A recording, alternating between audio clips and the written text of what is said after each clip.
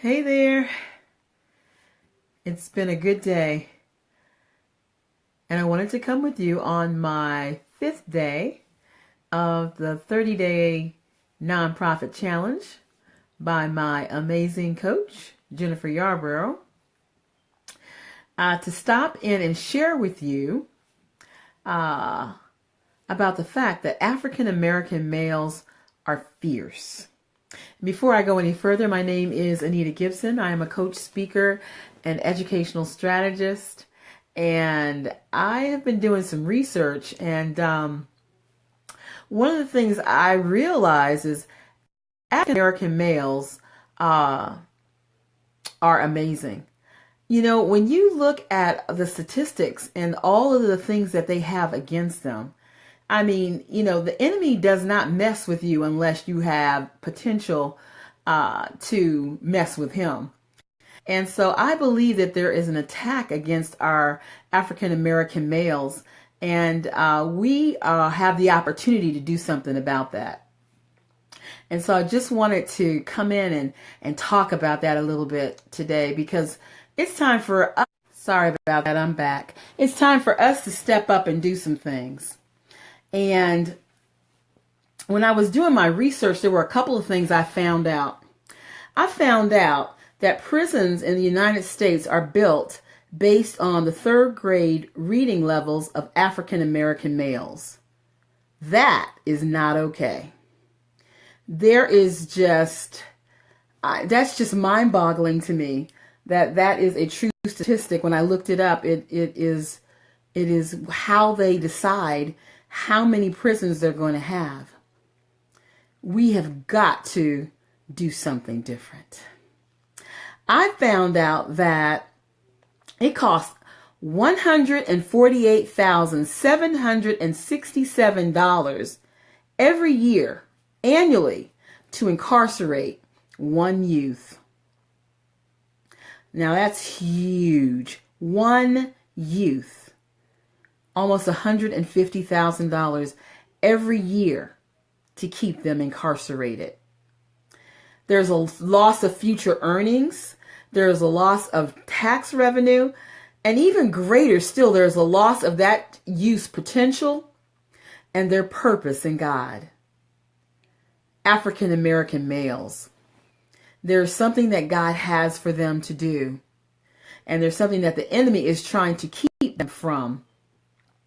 So I found out not only do they build jails based on the 3rd grade reading levels of our young boys, that cost over almost $150,000 a year to keep them incarcerated. There's loss of potential. There's loss of purpose. We just cannot. Well, hello there. Good to see you. Yes. Loss of potential, loss of purpose. Even if they don't go to jail, if they do not graduate high school, there is a difference of a $633,000 spread between a student who graduates from high school and who does not. Now, if we're going to lose that kind of money, if we're going to spend that kind of money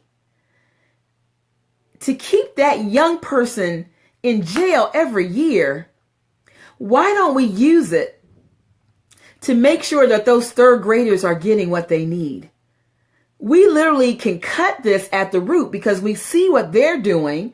They're preparing for students because they understand that if they don't learn how to read by then when they get to middle school, they're still struggling, and they many times won't finish high school.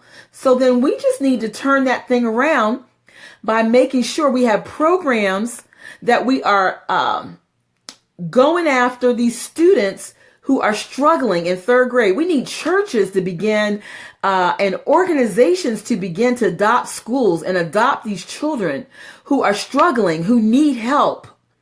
We can make a difference, and it won't cost $150,000 a year. And so the more I study this out, my heart is broken.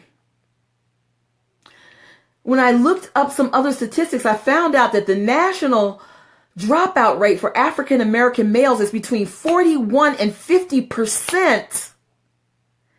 I found out that 80% of incarcerated people in jail, those incarcerated, are high school dropouts.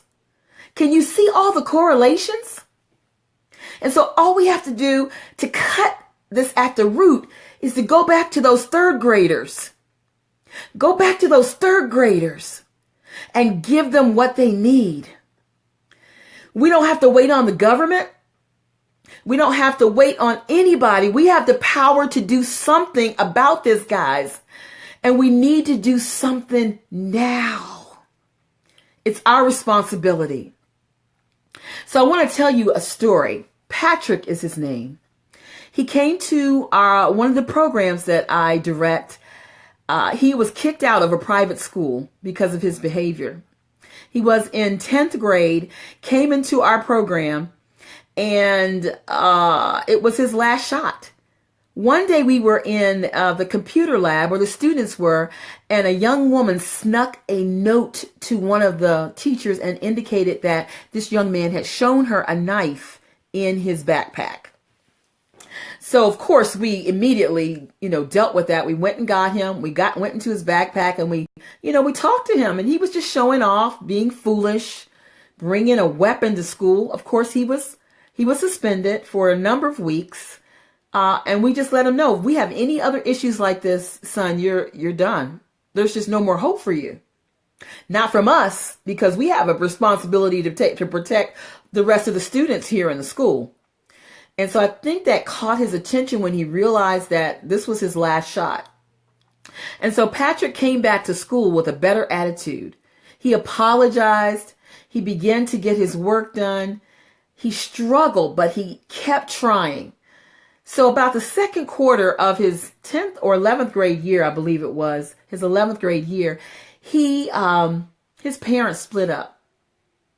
And his grades had been increasing and they just nosedive because his parents split and dad went one way and mom went another way. And he was living in two different houses, just beginning to get some study skills down, some organizational skills together. And his whole world just fell apart. He went into a depression. So his third quarter wasn't real good, but we brought some extra support, academic support around him to try to help him through the season. And he eventually got back on track. Well, 12th grade year comes because he had that, time when he was down, he was depressed, he wasn't focused on his academics. He didn't have what he needed to graduate 12th grade. So he needed to go through the summer. Well, our Learning Center set up a special program for him to help him get the last 2 credits that he needed. And so he went from June or May all the way to August, but was able to get what he needed so that he could sign up to go to the local college in our area. It was a community college. Well, Patrick came back to visit us. He's been gone for about a year. He did his first semester. She struggled a little bit in college, but he was able to get it together. He didn't have to take any developmental classes in English, just one developmental class in math. And his second semester of his freshman year, he just turned it around. He got off the baseball team so he could focus in on his academics, and he is doing well. Now that's somebody who we were able to help who was in high school and struggling. So I'm sharing that story with you to tell you the possibility, the potential for us to be able to help these young men. They must be fierce in the kingdom for the enemy to have pushed such an assault against them. And we have to be just as fierce and provide the programs, the systems, the help that they and their families need.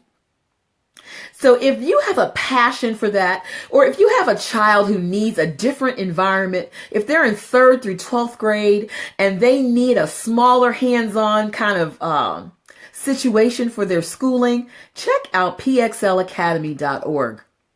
We're having an open house on April 12th from 6 to 6:30, and we'd love to see you. We hope that you will consider our program, either if you need it for your child, or if you have a passion for what I'm talking about and you want to help change the world. No, that's not too big of a statement. Yes, we can change the world. Inbox me if that appeals to you. All right, guys. Yes, we have to be just as fierce providing a program for them as the enemy is fierce trying to destroy them. We are the change, absolutely. And it has to come now. They can't wait any longer for us. So again, I am Anita Gibson, coach, speaker, and educational strategist. And I'm here to tell you that we can make a difference. All right. I will connect with you soon. Thank you for coming in and sharing with me. All right, guys, if you want to share this message with someone who you think might be benefited by it, please do. Have a good evening. Good night.